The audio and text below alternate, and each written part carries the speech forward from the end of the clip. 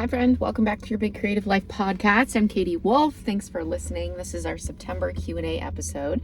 A reminder that if you would like to submit a question for me to answer like this on a future episode, you can do so at the link in the show notes. The last Tuesday of every month is a Q&A episode, and you can submit questions on writing, mindset, editing, querying, creativity, business, personal stuff, basically anything you want.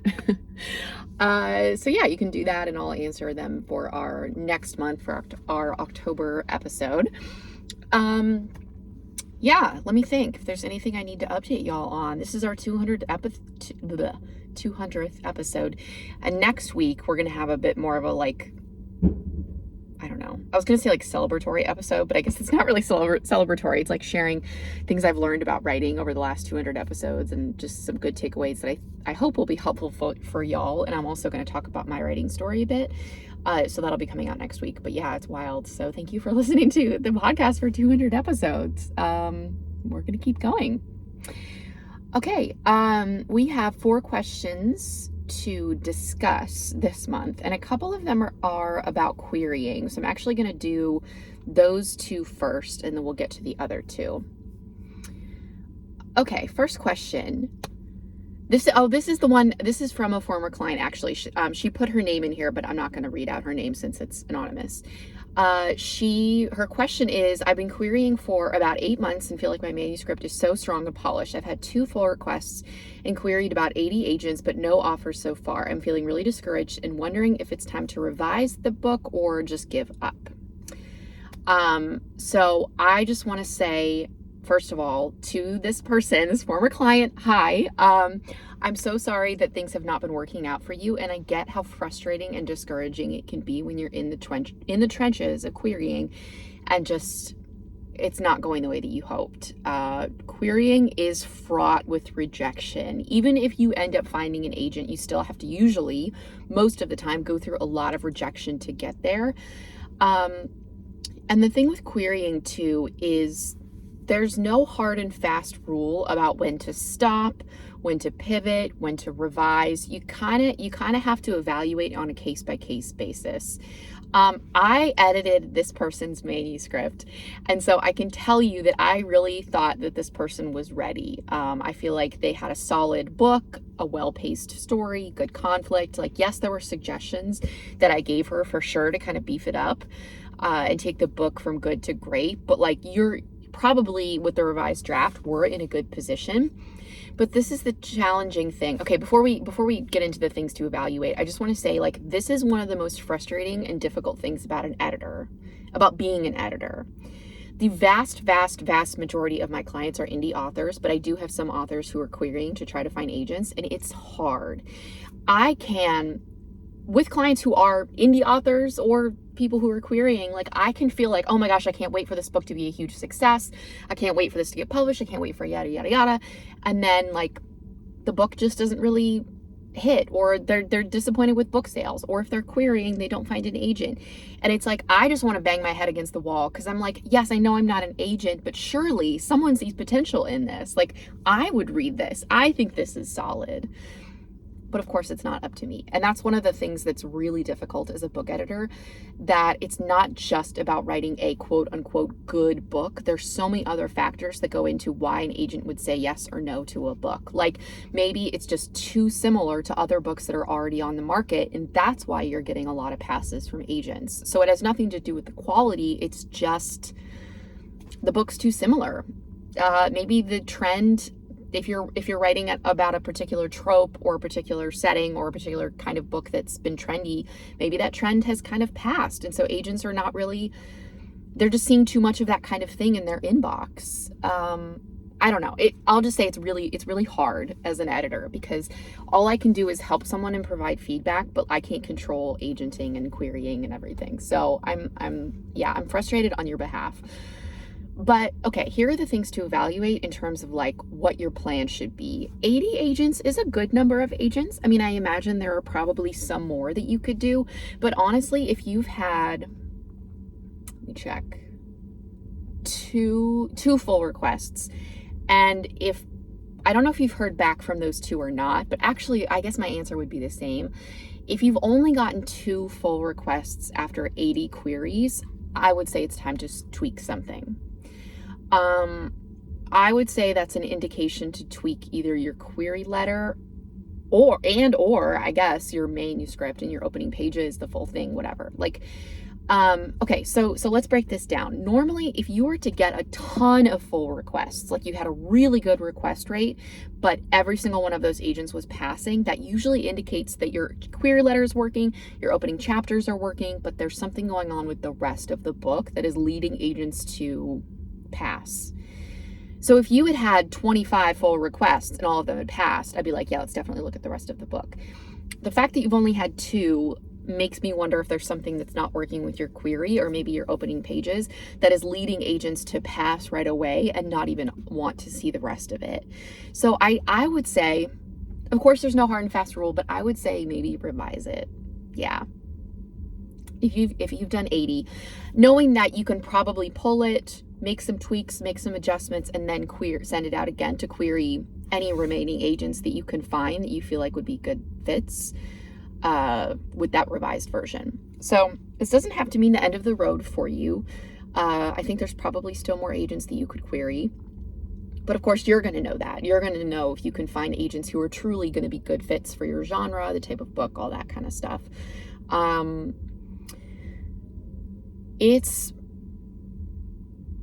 in terms of a plan about like revising, there are a couple of options for how you proceed on this. You could just put it down for a while, withdraw it, not look at it for a bit, take a break, and then come back to it.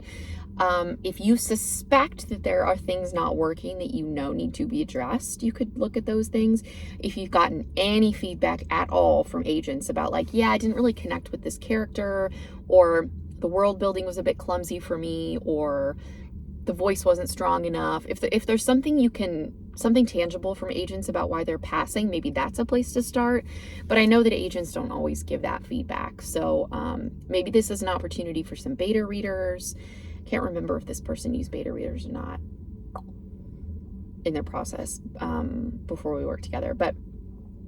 Or maybe even, I mean, you can hire an editor to look at it again if you're really like just totally stalled and like, I don't know what to do with this. So yeah, I would say my 2 cents, again, no hard and fast rule, but my 2 cents would be to revise it and also look at your query letter, and then you could send it back out. Yeah, but it sucks. Yeah, it's tough. Querying is very, very tough, but I think there's probably a little bit more of a road for you before you decide to pivot and do something else with the book. Okay, next question. We're doing the query ones first. Do you need comps in a query letter? I've seen arguments for both yes and no. What I've always heard agents say is comps are very important and absolutely include like 2 comparable titles, but only if you can find good ones. Bad, like really bad comp titles are worse than having no comps at all. So if you truly don't know and you truly can't find comps, then just don't include them. That's why there's kind of the yes or no about it. So for anyone who's not sure what this person is asking, part of a query letter is what you send to agents when you're querying, and part of what's included in it is like a couple of comparable titles. Comps just stands for comparable titles, to give the agent an idea of where your book would fit in the market, like where your book would fit in on the shelf. Readers of this book will also like my book. It helps the agent wrap their head around what your book is, tonally, vibally, I don't think that's really a word, but so you want to think about your book on the shelf, and then the whole like readers of this will enjoy readers of this. The other things that are important about comp titles, pick either traditionally published titles or titles that were self-published but then got picked up by traditional publishing. Don't pick indie, like self-published titles. So traditionally published titles. And then also you want to pick titles that are published from the last like few years, 3-ish years is best. And don't pick massive bestsellers. So don't comp to Fourth Wing. I'm not even sure, actually, let me look when Fourth Wing was published. I can't remember when it first came out. But okay, 2023. So that's within 3 years, but it's massive. I've edited a number of client query letters this year and like multiple of them have comped to Fourth Wing. And I'm like, no, pull it out. Fourth Wing is just too big. Like everyone and their mother who writes fantasy is probably comping to Fourth Wing. So it's just not meaningful anymore. It's like people who would comp to Harry Potter or comp to Twilight. Like these books are so massive that it kind of just loses meaning and it doesn't really tell the agent much about your book. So yeah, no massive bestsellers. Pick the last like 3-ish years. That's best. Maybe 5 years. And then do traditionally published titles. Jane Friedman has a blog about querying, and she has an article or a blog post about finding comp titles. And she says that if you can't find any comp titles, like if you're doing research and you truly can't find any, you are probably getting way too specific with it and focusing on plot. Your plot does not have to match the plot of the books that you are using as comp titles. That's not exactly what it is. So you're probably just getting way too specific and being like, well, my book has this super complicated plot in an imaginary world, and so therefore I need to find a plot that matches this roughly in this kind of similar imaginary world, but that's not what it is. So yeah, that's what I would say. Do your homework, do your research. You will be able to find comp titles. But if you truly can't, or you feel like you're really not sure and you think yours are probably bad, then just don't include them. Okay, next question. How do you take a book from being a 3-star book to a 5-star book when you're writing? First, I just want to say that remember, reviews are subjective. I'm sure we've all had the experience of going to look at a review or like pulling up an Amazon listing for a book that you loved and seeing like it has shockingly low ratings and you're like, wait, I love that book. Or people who leave reviews will sometimes leave a review absolutely gushing about the book. Like, this was my favorite book I read all year. It was incredible. I loved the characters. The writing was gorgeous. I didn't want it to end. 3.5 out of 5 stars. Readers do that kind of stuff, which is fine. We're not here to police readers. It's fine. But I'm just saying that kind of illustrates the point that rating systems are kind of like, it's arbitrary. And I don't know that we should really be like striving for a 5-star book because so much of it is just subjective. Or people might rate your book 3 stars because they don't like the protagonist's name, you know? So just with that caveat and that understanding, but I get the gist of what you're asking. Like you're asking, how do you take a book that's good, that's fine, to be like really good and great? And some of this is going to depend a bit on genre. For example, if you're writing romance, the love interest and interaction between the couple is extremely important to the story. Whereas if you don't have a love interest and that's not part of your story, you're writing in a different genre, then obviously that doesn't matter.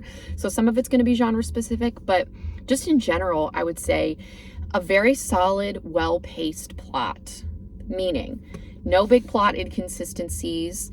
There's an arc to the story, beginning, middle, end, catalyst, midpoint, climax, resolution in the structure. Well-paced, meaning it's not too slow, it's not rushing, it's just the sweet spot in the middle. Not too short, not too long. So this is where word count kind of does matter, right? Because of reader expectations, whether it's a traditionally published book or a self-published title. Characters that are so strong and nuanced and complex. Strong meaning well-developed, not necessarily like physically strong or emotionally strong. I just mean strong as in well-developed and thought out and everything. But yeah, complex characters who have agency and are working towards something in the book. Dialogue that sounds natural, feels authentic, doesn't feel stiff or forced. And then the right balance of dialogue with description, with action, with that all of these different pieces are well balanced so that the book isn't 98% dialogue, 1% description, and 1% action, because that's going to be, I guess if you're like writing very literary fiction and doing like an experimental type of thing, that could work. But for most genre fiction, that's just going to be a no-go. So having the right balance of that is which is a bit of a stylistic thing, I know, because some writers have lots of dialogue, some genres have lots of dialogue, so there's not an exact formula. But just thinking of that balance in different scenes, that it does feel balanced, and then that there's enough conflict to sustain an entire novel. And then if there's any sort of world building element, like if it's any sort of speculative fiction, that the world building is solid and makes at least some sense, and doesn't have big inconsistencies in terms of the magic system or the rules, that it just feels immersive. I think when people read a 5-star book, they don't want it to end. They get attached to the characters. They want to live in the book. It produces some kind of emotional response. And I want you, just as an exercise, to think about books that you rate 5 stars. Whether you're reviewing or not, like I don't actually go on and review books very often because I'm not on Goodreads. And I don't leave a ton of like actual reviews, so I don't do this very often. But if I were to, what books would I rate as 5 stars? So I want you to just sit. You can pause the episode and think about what books you've read recently that you would give 5 stars, and see if you can articulate like what is it about those stories that was so 5-star worthy to you.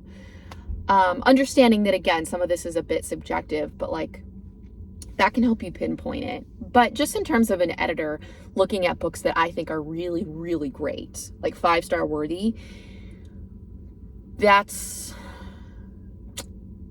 what I would say. Oh, and I guess just one final note too. In a 5-star book, you don't have to have the most beautiful prose, the most beautiful sentences to ever exist, but it has to be readable. It has to be polished. Because if you have a book that has an incredible plot, incredible characters, incredible world, incredible dialogue, but there's a lot of typos or inconsistent verb tense or a point of view that switches around and it shouldn't, those things are all going to detract for it. And then in that case, you could have a 5-star book that would get knocked down a star or 2 because of that. So it is important to have a polished book, because that does impact readability. So I think that's something that's important with a 5-star read as well. But the ending part of your question was when you're writing. And I just want to remind you that the way that I suggest writers approach the process is to get the first draft out quickly and just let it be messy before you go back to edit. So when you're actually writing it, the characters might be kind of flat. The world building might not be that great. You might not have a ton of description. The dialogue might be stiff. That's okay. You're just getting the foundation down, and then in editing, you can go back and polish those things and really make it good. So I would say when you're writing isn't really the place to be thinking about like taking a book from 3 stars to 5 stars, because that happens in the editing process, because you're shaping what's there. So that's a little thing too. All right, final question. How do you know when you are done with your edits? This is a good question and difficult to answer, but I'm going to give you a few things that you can almost think of as like a checklist. So number 1, the fact that have you done multiple rounds of editing? How many rounds depends. It depends on what kind of writer you are. It depends on how rough the first draft was. So there's no number, but at least several rounds of editing. This is not just like do one pass of editing and boom, it's done. So number 1, have you done at least a few rounds of self-editing? Number 2, have you let it sit, if possible, for at least a couple weeks? I know this is not always possible. I have indie authors who work with me, like they hire me to edit their books, and they publish like 3-4 books a year. So they don't always have time. Like sometimes I'm editing a manuscript right now it's the end of September when I'm recording this, and it's getting published like the second week of October, and the person just finished it like in August. So there's not like, they're on a very tight timeline, and I understand that's not always possible for people. But if you don't have that deadline, have you let it sit for at least a couple weeks? Number 3, this is kind of like a how do you know when you're ready for the next step part, but I would say it's important to let at least one other person read it and give you feedback, because you might need to do more editing based on suggestions from other people, whether that is an editor that you hire or just beta readers, critique partners, your writing group, right? Because you can think, okay, I'm done. I'm going to let someone else read it. And then a couple people point out that you've got a big inconsistency, that something's just not working. So then you realize, oh, I've actually got to do some more. So that's important. And then 4, there gets to be a point in editing for most of us where the things that we're changing in the book, we've changed all the big picture stuff. We've changed all the plot stuff, the character stuff. We've made all that better. We've gone through and polished the sentences and looked at word choice and grammar, if that's something that you're editing. And then then there's like this thing that happens where you kind of go through an editing round of looking at the manuscript from beginning to end, and you're just like tweaking little things that don't really matter. Like if you're changing, I don't know, if your character goes to a coffee shop and they order a latte and they sit at a table by the window, you decide to have them sit next to the barista counter instead. Like, not for any particular purpose. It doesn't matter. It doesn't signify anything, but you're just like, oh, I should just change this. And it doesn't matter. That's not making the story any better. It's just making the story different. And if you're at that point where you're just tweaking little things and it's not really making a difference because all of the other stuff is so polished and so done, then I would say that's probably a sign that you're done or close to done, because we could endlessly tweak those little things. And one final thing I'll say is do a gut check and try to get honest with yourself about your mindset around it, because some of us can use editing as a way to prolong what's next, or to put it off because we're worried or we're nervous or whatever. For some people, that's querying. They want to just like take their time and get it absolutely perfect. And so even though their manuscript might be super polished, super ready to go, they just keep editing for another 3, 4, 5, 6 months and tweaking word choice or little things because they just can't let it go because they're nervous to query or publish if you're self-publishing. So do a gut check and get honest with yourself to see if you get a feeling of like, oh yeah, I think I'm kind of just procrastinating on what's next, or I'm procrastinating on like sending this to beta readers because I'm really nervous. Our books are never going to be perfect, which I know, shocker, right? But yeah, they're never going to be perfect. But of course, the other side of that though is you have to remember, especially if it's your first book, this is your debut. It's important. So you do want to get it as good as it can possibly be. Because you only get one shot to either publish, submit your work to a small press, to query, whatever it is. So yeah, that's what I'll say. I think I have a podcast episode about this as well, but honestly, I don't really remember what I say in that episode, but I have a feeling that it's like everything I just said, but it might be a little longer if you want like more explanation of what I just said, basically. But I'm pretty sure that's what's in that episode. It's like how to know when you're done writing or done editing your book, or maybe even like tips for self-editing or something like that. But yeah, I think that's it.